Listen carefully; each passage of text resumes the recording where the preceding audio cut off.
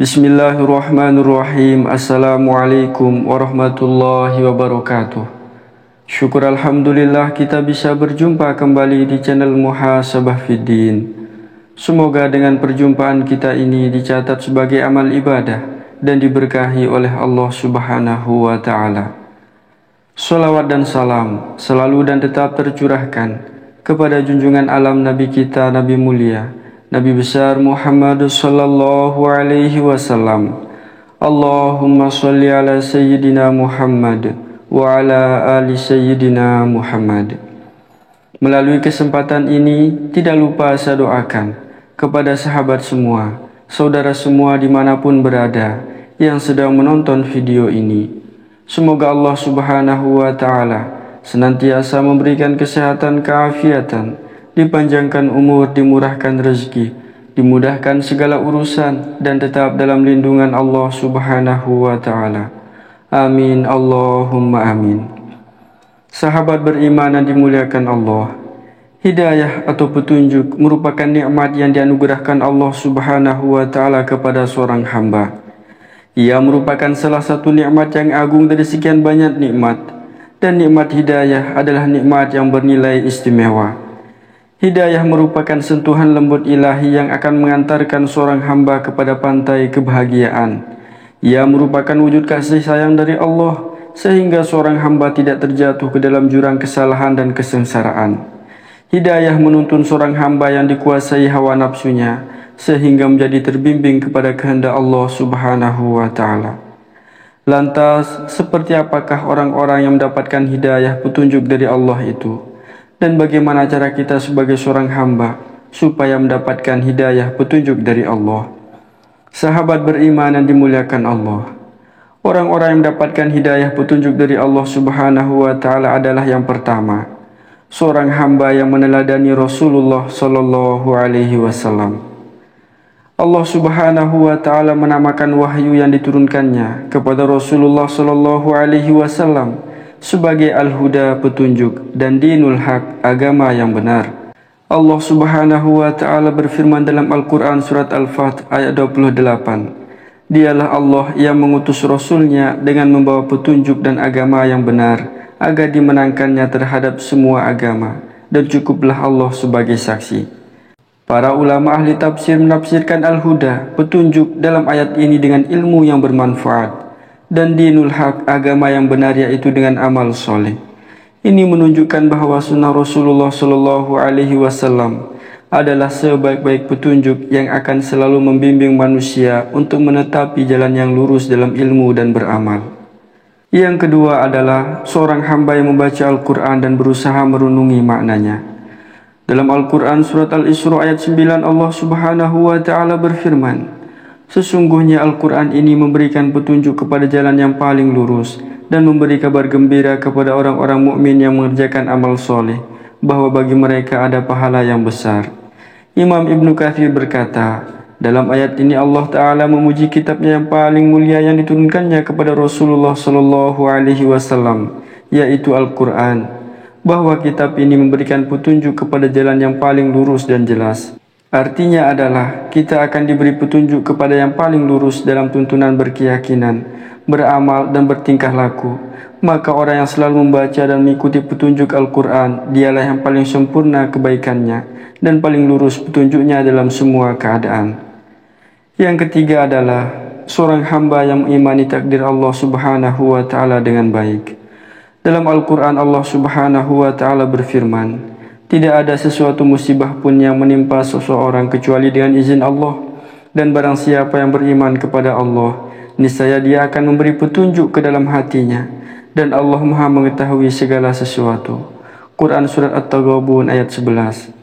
Imam Ibnu Katsir berkata, makna ayat ini adalah seorang yang ditimpa musibah dan dia meyakini bahwa musibah tersebut merupakan ketentuan dan takdir Allah, sehingga dia bersabar dan mengharapkan balasan pahala dari Allah, disertai perasaan tunduk berserah diri kepada ketentuan Allah tersebut, maka Allah akan memberikan petunjuk ke dalam hatinya dan menggantikan musibah dunia yang menimpanya dengan petunjuk dan keyakinan yang benar dalam hatinya. Bahkan bisa jadi dia akan menggantikan apa yang hilang darinya dengan yang lebih baik baginya. Yang keempat adalah seorang hamba yang mengikuti sahabat Rasulullah SAW. Dalam Al-Quran surat Al-Baqarah, Allah Subhanahu wa Ta'ala berfirman, "Jika mereka beriman seperti keimanan yang kalian miliki, maka sungguh mereka telah mendapat petunjuk, dan jika mereka berpaling, sesungguhnya mereka berada dalam perpecahan." Quran surat Al-Baqarah ayat 137. Ayat ini menunjukkan anjuran untuk mengikuti pemahaman para sahabat radhiyallahu anhum dalam keimanan, akhlak dan semua perkara agama. Karena inilah sebab untuk mendapatkan petunjuk dari Allah Subhanahu wa Ta'ala. Para sahabat radhiyallahu anhum adalah yang pertama kali masuk dalam makna ayat ini, karena merekalah orang-orang pertama kali memiliki keimanan yang sempurna setelah baginda Rasulullah Muhammad SAW. Yang kelima adalah seorang hamba yang menerima Islam dengan lapang dada. Dalam Al-Quran surat Al-An'am ayat 125, Allah Subhanahu wa Ta'ala berfirman, "Barang siapa yang Allah kehendaki untuk Allah berikan petunjuk kepadanya, niscaya dia melapangkan dadanya untuk menerima agama Islam. Dan barang siapa yang dikehendaki Allah kesesatannya, niscaya Allah menjadikan dadanya sesak lagi sempit, seolah-olah ia sedang mendaki ke langit. Begitulah Allah menimpakan siksa kepada orang-orang yang tidak beriman." Ayat ini menunjukkan bahwa tanda kebaikan dan petunjuk Allah Subhanahu wa Ta'ala bagi seorang hamba adalah dengan Allah Subhanahu wa Ta'ala menjadikan dadanya lapang dan lega menerima Islam, maka hatinya akan diterangi cahaya iman, hidup dengan sinar keyakinan, sehingga jiwanya akan tentram. Hatinya akan mencintai amal soleh dan jiwanya akan senang mengamalkan ketaatan, bahkan merasakan kelezatannya dan tidak merasakannya sebagai beban yang memberatkan. Yang keenam adalah seorang hamba yang berpegang teguh dengan agama Allah. Sahabat beriman yang dimuliakan Allah. Dalam Al-Quran surat Toha ayat 123, Allah Subhanahu wa Ta'ala berfirman, "Maka jika datang kepadamu wahai manusia petunjuk daripadaku, lalu barang siapa yang mengikuti petunjukku, maka dia tidak akan tersesat dan tidak akan sengsara dalam hidupnya." Ayat yang mulia ini menunjukkan bahwa orang yang mengikuti dan berpegang teguh dengan petunjuk Allah Subhanahu wa Ta'ala yang diturunkannya kepada Rasulullah SAW, dengan mengikuti semua perintahnya dan menjauhi segala larangannya, maka dia tidak akan tersesat dan sengsara di dunia dan di akhirat. Bahkan dia selalu mendapat bimbingan petunjuk dari Allah, kebahagiaan dan ketenteraman di dunia dan di akhirat kelak. Sahabat beriman yang dimuliakan Allah Subhanahu wa Ta'ala. Lantas bagaimana ikhtiar kita agar mendapatkan petunjuk hidayah dari Allah Subhanahu wa Ta'ala itu? Yang pertama adalah tidak bersandar kepada diri sendiri dalam melakukan semua kebaikan dan meninggalkan segala bentuk keburukan. Yang kedua, dengan selalu mengikuti dan berpegang teguh dengan agama Allah Subhanahu wa Ta'ala. Yang ketiga adalah dengan membaca Al-Quran dan merenungkan kandungan maknanya. Yang keempat yaitu dengan mentaati dan meladani Rasulullah SAW. Yang kelima dengan mengikuti pemahaman dan pengamalan para sahabat radhiyallahu anhum dalam beragama dan bertingkah laku. Yang keenam adalah dengan meneladani tingkah laku dan akhlak orang-orang soleh sebelum kita.